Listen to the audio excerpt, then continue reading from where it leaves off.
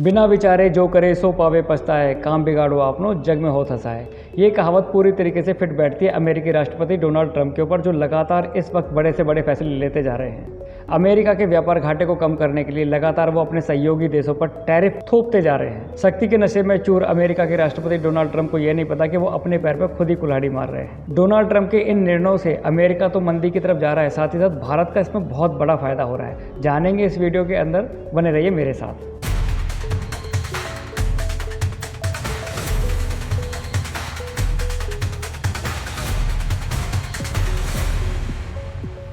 Tariff war शुरू करके America ने यूरोपीय यूनियन की नाराजगी मोल ले ली है और यूरोपीय यूनियन इस बार अमेरिका को बख्शने के बिल्कुल भी मूड में नहीं है। वो सबक सिखाना चाहता है अमेरिका को और चाहता है कि उसकी दादागिरी खत्म की जाए। यूरोपीय यूनियन अमेरिका का विकल्प ढूंढने लगा है और विकल्प के तौर पर केवल दो ही देश हैं जो सामने दिखाई देते हैं, एक है चीन और एक भारत। चीन से दोस्ती करके यूरोपीय यूनियन सीधे सीधे अमेरिका से दुश्मनी मोल नहीं ले सकता है, तो इसीलिए भारत ही केवल एक मात्र विकल्प रह जाता है अमेरिका का।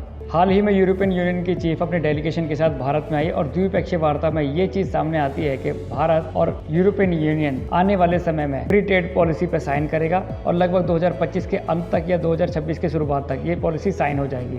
फिर यूरोपीय यूनियन और भारत में फ्री ट्रेड पॉलिसी के तहत व्यापार किया जाएगा। ये व्यापारिक समझौता दोनों ही पक्षों के लिए बहुत ज़्यादा लाभकारी होगा, लेकिन ये अमेरिका के लिए एक खतरे की घंटी है, क्योंकि अमेरिका की एक बहुत बड़ी मार्केट अमेरिका से दूर हटके भारत की झोली में आगे गिरी है। भारत शांति का प्रतीक है। भारत कभी भी कोई निर्णय जल्दबाजी में नहीं लेता। अमेरिका द्वारा लगाए गए टैरिफ पर भारत ने चुप्पी साधी हुई है। दूसरी तरफ चीन ने अमेरिका का विरोध करते हुए अमेरिकी प्रोडक्ट पर 34% टैरिफ लगा दिया है, जिससे अब अमेरिका के गुस्से का सामना सीधे सीधे चीन को करना पड़ेगा। इसमें भी भारत का फायदा है। पहला, अमेरिका के गुस्से का सामना नहीं करना पड़ेगा। दूसरी बात, थोड़े दिनों के बाद जब ये मामला ठंडा हो जाएगा तो भारत अमेरिका से निगोशिएट करके इस टैरिफ वार को सुलझा सकता है। साथ ही साथ एक बड़ा मार्केट यूरोपियन यूनियन के रूप में भी भारत की झोली में आ गिरा है, तो भारत के तो दोनों हाथ घी और सर कढ़ाई में है। टैरिफ वॉर के चलते अमेरिका ने यूरोपियन यूनियन की नाराजगी तो मोल ले ली है, लेकिन इसे झेलना बहुत मुश्किल है। कारण ये है कि नाराज यूरोपियन यूनियन अब अमेरिका में अपनी सप्लाई को कट कर सकता है, मतलब कम भी कर सकता है, और ऐसा होना स्वाभाविक ही है।